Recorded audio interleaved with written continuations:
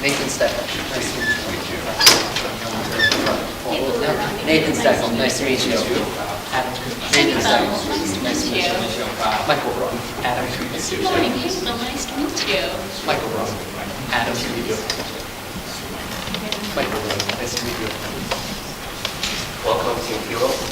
So you will have 20 minutes to present your solution to judges. You will be given a warning with 5 and 2 minutes remaining. After 20 minutes, the presentation will stop immediately. No information will be considered after 20 minutes has elapsed.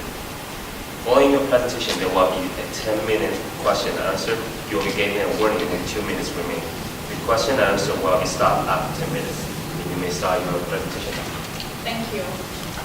Good morning. We are Team Kilo. My name is Hazel Derwani. My name is Adam Cruz. I'm Nathan Steckel. Michael Braun.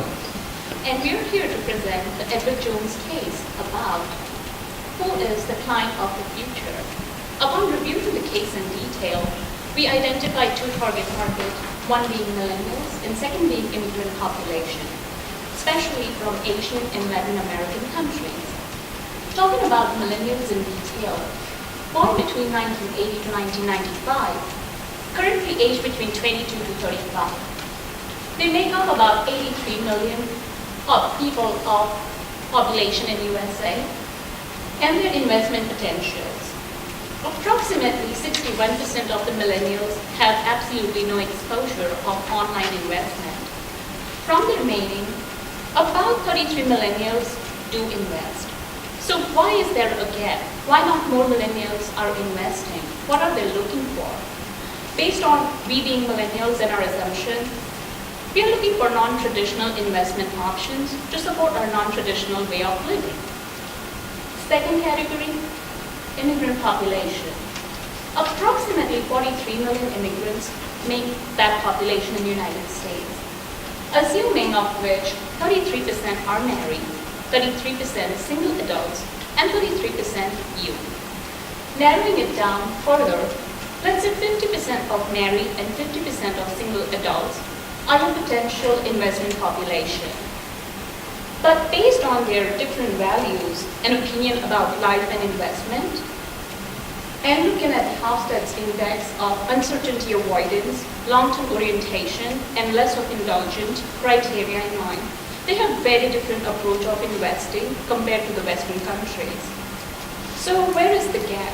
What are they looking for when it comes to investment?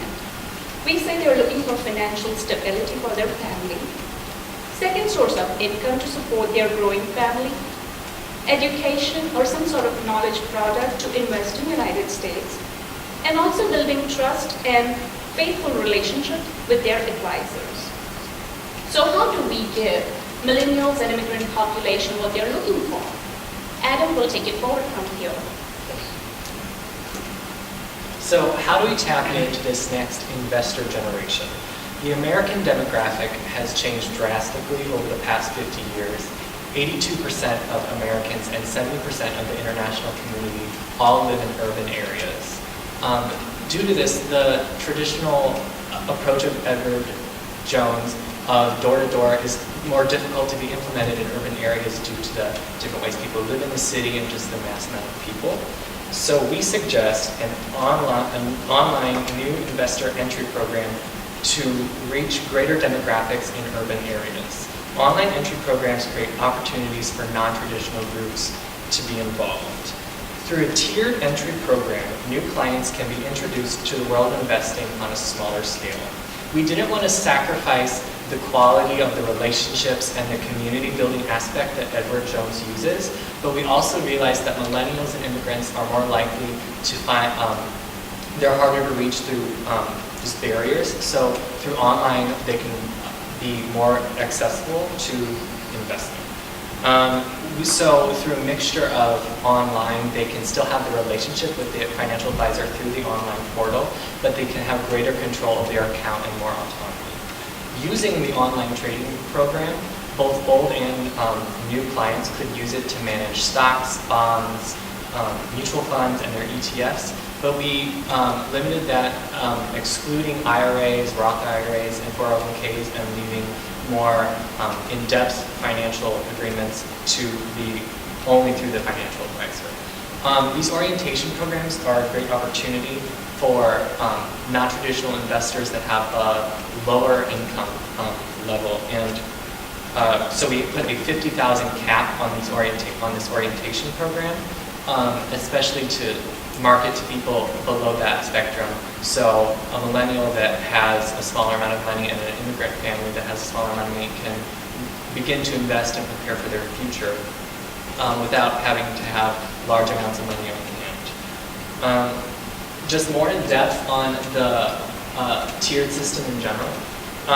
The first year, as part of the transition program, we decided to approach the current trend in money spending, which is subscription-based programs. So throughout all tiers, there's a $5 per month subscription fee. And on top of that, in the first year, each person is given 15 free transactions, and each transaction after that costs $5. In the second year, 10 free, $5 after.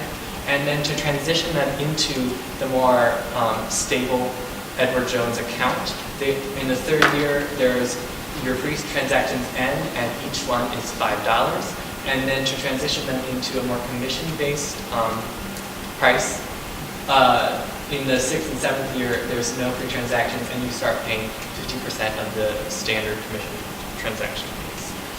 Just a transition program such as this, it keeps the same service, the same resources available to them, but it, through simplifying and streamlining the fee process, it lets them go into the world investing without needing lots of money, without having to potentially meet with an advisor if they think they don't have enough money, or if they are unsure that they can do it via online, and transition into it to not get to not set up an established account right away.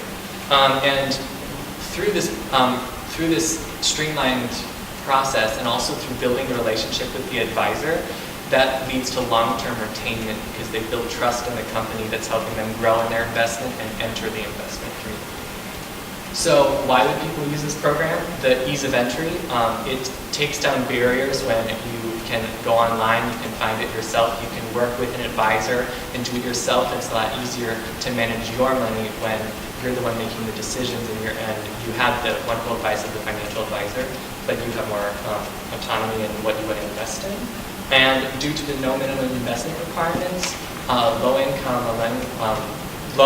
investment millennials and immigrant families can enter and start saving for their future without having to worry about, well, I don't have enough money, which is a common theme throughout the demographic, that they don't have enough money to start investing.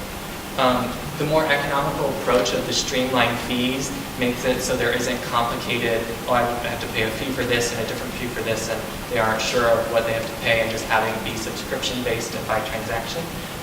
The transition into the established payment process is a lot easier, and both millennials and immigrants have future appeal. By saving now and by doing an easier transition period, they can start saving for their future lifestyle and future family.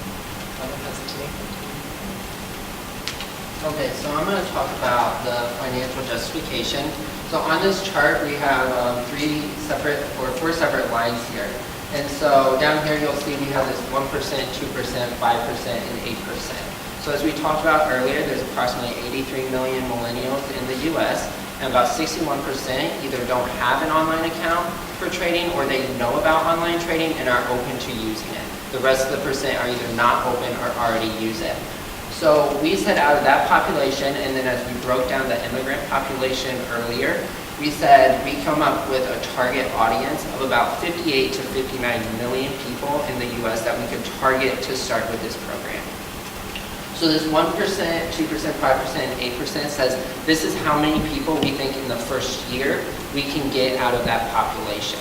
So if we get 1% of that 59 million roughly, and we think we can earn $35.5 million in revenue in the first year. And that's based off of the subscription fees, and then a small amount, maybe like 1% of people might go with the 15 free transactions.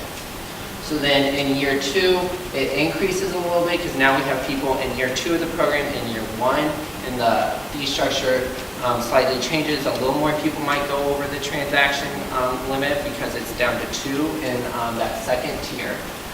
What we also found is that for about the past 4 years, online trading has been increasing their population by about 2% per year.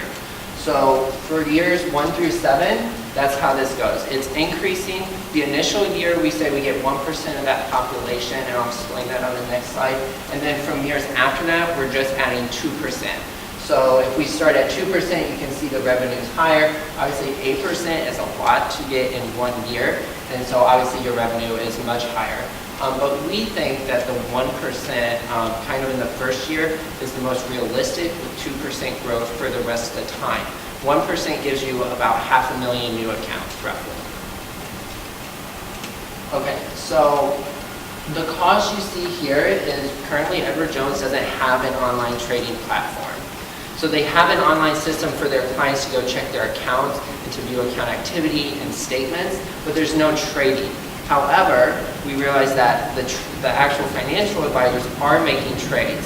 So this $250 million, we think it's pretty conservative, and that Edward Jones should be able to utilize already having kind of an online system for their clients to go to view things. So there's already a base for that online platform. It's just adding that trading opportunity that the financial advisors already have. So it's just kind of adding a function to that. So we're conservatively estimating a $250 million one-time cost for that platform, and that can be your consulting fees and everything to get this up and running. We also built in a $20 million one-time marketing blitz campaign, and that's how we're going to get that initial 1% of people to join the program. So this is in that first year. We're out. We'll talk about the marketing here in a minute, but $20 million to get that initial 1%, and then you have that 2% growth just coming naturally from the platform. So in that last slide, those lines are just on the 2%. That's not if you continue to market and maybe bring in additional people. The $8 million recurring cost, once again, probably a pretty conservative estimate considering Edward Jones is going to have a robust IT department. When we talk about controls and other tech-related issues, they're having to deal with a lot of that already. So yes, there's going to be additional staff to deal with this, but a lot of the infrastructure is already in place. So it might just be a few extra people. You could also add in, maybe some marketing costs in there as well. So if we deal with these costs and we do an initial 1% and then a 2% natural growth after that, the payback period for this program is 8 years. So after 8 years, you've recovered that one-time cost of the platform, the marketing cost, and the $8 million a year that's going forward. In that 8-year period, your return on your investment is approximately 14%. And it's worth pointing out on the revenue, we talked about the subscription, we talked about the fees. The reinvestment fee that Edward Jones charges all clients, because obviously on the first 7 years, you're not being charged the same as what a traditional client would be charged now. Reinvestment fees stay the same. It's just those transaction fee and that commission that's changed. So now I'm going to pass it on to Michael to talk about the marketing. So it's important that we have a solution, but it's also important that we're able to get this out to the target markets that we're really trying to reach for, and that they understand what's going on. So one way that we're hoping to do this is through various marketing and outreach programs. So one of the key things that we think we can do is to go into different communities and to different organizations to try and educate the groups that we're trying to reach on what Edward Jones has to offer and what our potential program could offer them. We feel that these different groups are more likely to listen if we're able to go to them. Again, it's lowering one of the barriers to entry. We're able to come to them. And another kind of idea we felt that as the population is changing, it's very important that financial advisors and other employees are able to deal with these new groups of people as they arise. So we thought the potential was to have diversity training for the financial advisors so that they're able to deal with this new diverse client base, and so that they're more prepared for what the future has in store. So when it comes to specifically how we're going to market this, one of the first things that we thought was key to understand was that we need to kind of shift how an investor is viewed. A recent poll that was published on CNBC of millennials said that about 60% of female millennials thought of an investor as an older white male. And additionally, a lot of 40% of the people polled felt that to be an investor, you have to be wealthy. So these are two stigmas that we felt we needed to shift in order to make it feel accessible to everybody. Because people are more likely to do it if they feel that they're in a group that this is accessible to. So some of the ways we felt we could do this are listed up here. One of the keys that we felt is that authenticity is going to be a necessity. Millennials tend to want to relate to other people. They're more likely to understand and buy into something if they're hearing about somebody else's experiences with it, as opposed to if they're just being given the cold hard facts. So one of the ways we thought this was possible, some alternative media, we could do blogs. We thought a possibility would be for Edward Jones to be the sponsor, real life people to write blogs for them on their website. This would show other real people that are relatable doing this and how it's affected them and how it's benefited them. Another option that we had, social media influencers. This is something that we see a lot in the fashion industry, where you hire somebody or you just have somebody with a large social media following to promote your product or to talk about it. So we felt that if we were to get influential people that are millennials or are in these specific groups that we're targeting, to be able to talk about our product, people are going to think, oh, okay, I identify with that. That makes sense to me. And then lastly, just going along with that, social media in general. We see a lot on social media now. People do contests, companies ask for clients to submit things. So we thought we could do something along the lines of maybe a Facebook contest where people submit what they've benefited from in investing with Edward Jones and talk about their experience. Another possibility with the urbanization of the millennial group and other cultural groups, people are really turning to different forms of transportation. One of these is public transportation. So we felt a good place to be able to reach out is through public transportation such as busing, subways, taxis, because that's just another way to get to people. But it is important, while we want to be present, we don't want to be overwhelming. Millennials don't want to feel like they're being specifically targeted. So we need to come on as, yes, we're trying to get you to do this, but it doesn't need to be overbearing. So some alternative solutions we had. Our first one was kind of half of our chosen solution, and this would be to only go with the marketing-based approach. We felt that this would create awareness about our new programs that we're developing. However, it didn't lower the barriers to entry for these groups like we hoped for. It wouldn't lower the cost and make people feel like they're able to enter into becoming an investor, so that's why we didn't go with that one. We also thought about a strictly online trading platform, but we felt one of the main negativities from this is that it deviates from Edward Jones' core values. It would take away from the client to financial advisor relationship, and it would also take away from the kind of neighborly feel that the company has. And lastly, we had also considered a different pricing structure for our new investor entry program. Under this, we would have had a higher subscription price and no transaction fees.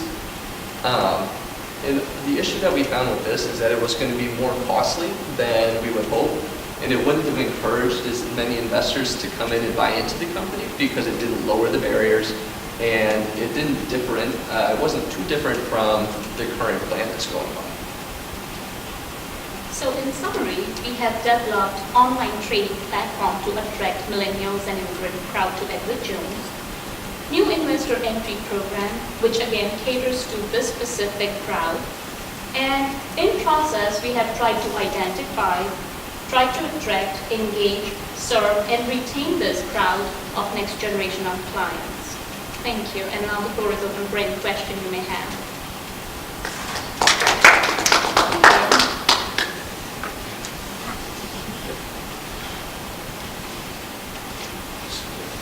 Yeah, I think it's a good job. Because, what I felt was you focused on a few things.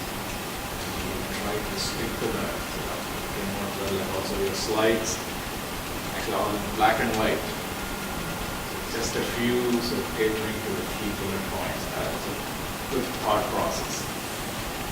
One question, I think maybe, because you mentioned about, diversity training for the advisors that you started. So can you elaborate, what does that mean? Yeah, so we kind of felt that, and Vital can talk about this a little bit too, we felt that with these different groups that are coming up, it's just important, we mentioned like the Hofstede's cultural dimensions. We felt that it would be important just for the financial advisors to kind of get a feel for how these different cultures are going to act and just the best ways to deal with them, because we know not every culture is going to view things the same way. So we felt that it was going to be important for the financial advisors to be trained for these different situations and just dealing with people who are going to be looking at things maybe different than you and who have different experiences. Right, so one is awareness. Yes. But then what do you do with it? So if you can, maybe that's what I'm asking. So if you can give an example, so okay, you're aware of the diversity. Then what is the action? What is the actionable plan? Actionable plan from there would be the approach to the client, approach to a new client. Let's say an American advisor is approaching an Indian family towards getting them into the Edwards Jones family of investment. Looking at Western and Asian country, Asians are more towards saving for future, planning for their kids' future as well, and not indulging as much or not living for day to day compared to the Western world. So keeping that in mind, of course, investment is all about future investment and saving and making your future bright and better. But suggest very specific plan, like we see you have a kid. I'm sure you're planning for this or for education already. So do you have a particular savings plan, or you intend to buy a second house or first house? How have you planned about that? So narrowing it down, keeping their idea of investment in mind, we feel that these dimensions help clear out many unspoken doubts and unanswered questions, and then it opens up the floor and trust is built that way. I hope that answers your question. And one more question. So Yes. It's about this investment. You're talking about like $250 million one-time charge. That seems very high. Right, yeah, that was, we went for the more conservative side because it was really hard to nail down the price of an online trading platform. And you just can't go out and buy it. So we try to look at, the recent acquisition of Scottrade by TD Ameritrade, knowing that Scottrade is simply an online platform essentially. They're not really providing much advising assistance. And they were acquired, part of it for $2 billion, about two parts of it were about $2 billion apiece. And how much of that is goodwill and the assets they have and stuff like that. So we came up, it is, I think, probably high considering Edward Jones already had, I think, a pretty good infrastructure in place. But we also didn't want to kind of underquote something that we aren't necessarily experts on an online trading platform. I think you all did a fantastic job, clearly very prepared, very organized, good presentation skills. The presentation was pretty clear, pretty concise, which probably as much, if not more so, than all the presentations we've had today. So I think you did a nice job of really trying to pull out what it is you think is an opportunity and some specific things that we can do and how those specific strategies interconnect. So nice job with that. Question, if you could fill in the gaps for me, I might have missed it. I was taking a lot of good notes here, but let's say that the marketing program succeeds at attracting one of these new investors in an urban area, and they're interested in the transaction, the free transactions. It kind of knocks down that barrier to entry. If I don't have a whole lot of money, maybe, or I want to give this a shot, type of thing. How do they get connected with an Edward Jones financial advisor? So our plan was with we market it online, and then it's simply they would sign up and enter in a zip code where they live, and it might show them the nearest advisor. So currently how the advisor situation is set up is that you kind of have your neighborhood advisor. I come from a small town. Edward Jones has 2 offices, so we know the advisors, and they'll come around to the neighborhood and they're looking for people. So it's a little more, you see the opportunity and you might have to seek out the advisor a little bit, but once you enroll, if you provide the address then that can automatically, enroll you with a certain advisor that's kind of covering that area, whoever has the closest office, because they're going to most likely be able to build the relationship much easier than someone from, across the country can. Obviously, we won't want to restrict people, knowing, somebody may be a family member is the Edward Jones advisor and they're out in California and you live, here in St. Louis.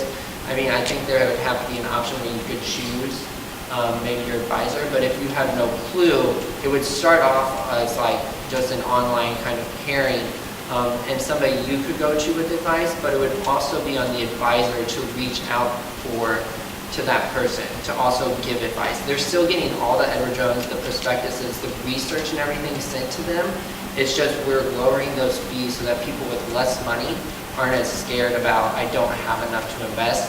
And then we're grandfathering them into that system where after 7 years, in year 8, you're just like this, how the system is set up now with the commissions and the transaction fee.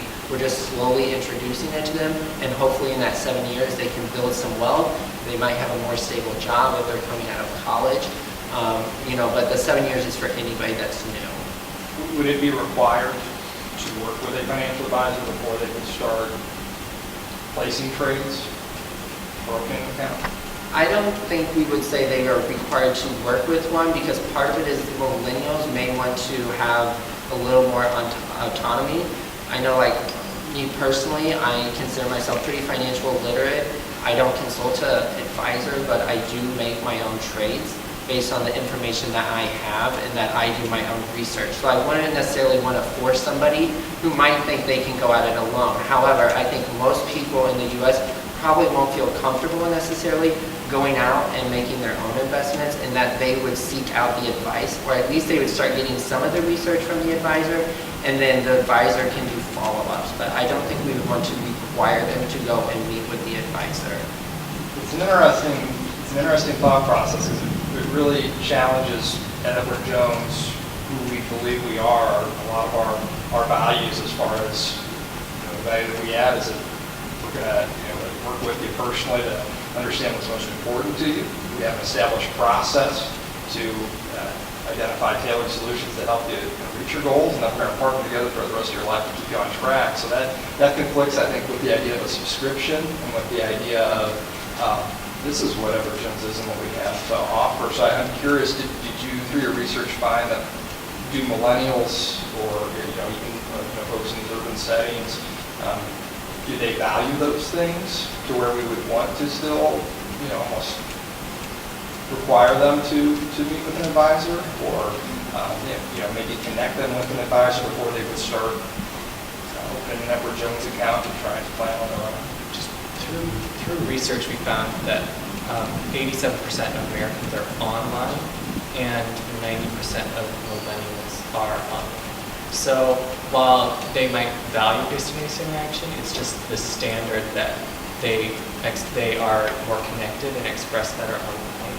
And also that I think it was on average, millennials spend 18 hours a day on any form of media, and then 47% prefer media over face-to-face interaction. So it's just a very connected crowd, and while in an urban setting you might not have the individual small neighborhood feel, so that's why you first approach them through online and get them connected online, and then through that they meet their advisor. But it's a lot easier to approach someone if they can establish it themselves and learn about it online, and then approach their advisor, versus telling someone to come into the office and set up the account that day. To add to that, basically, not required, but highly recommended. It's for your benefit. We will present it that way. So we would open the door up, though, for do-it-yourself. Yes. And I think a lot of the people we're marketing to, especially millennials, that I feel that a lot of people are financially not maybe illiterate, but they're unsure and very we're introducing them to the world of investing. So they would be willing to seek out resources, and especially once you introduce them in a more way they understand, that they'd be willing to take advice and seek after advice. You might have a question. I'll grab this real quick. I think the important thing is this is an individual trading account. So if you want to open up a Roth IRA, you have to meet with the advisor. You want to start a 529 plan, have to meet with the advisor. So that gets them in the office. This is just somebody who wants plans, all that, you got to be with the advisor. Thank you. I'd love to keep going, but Jim. No, actually, your questions were exactly kind of where my train of thought was going, so I appreciate you asking. I guess I would just have one follow-up, and I'll say the same thing. I apologize if we covered it because I just missed it, but within, with the demo, if somebody chooses not to go with the FA, part of that online experience, do they have access to more information, more reports, research? They get the same information that you would traditionally give to the client now through the mail or Okay. whatever, but they're not necessarily, I mean, and you might provide some research tools on the online platform, but it's not going to be the same as if you go in and you talk to that financial advisor and go through the planning and all of that. Okay. So, and I mean, and afterwards, like the financial advisor, they have an incentive to lead them because afterwards they start paying that commission to go to the advisor. If the subscription runs out and they go back to that commission structure. It's subscriptions just to get them in the door and grandfather them in.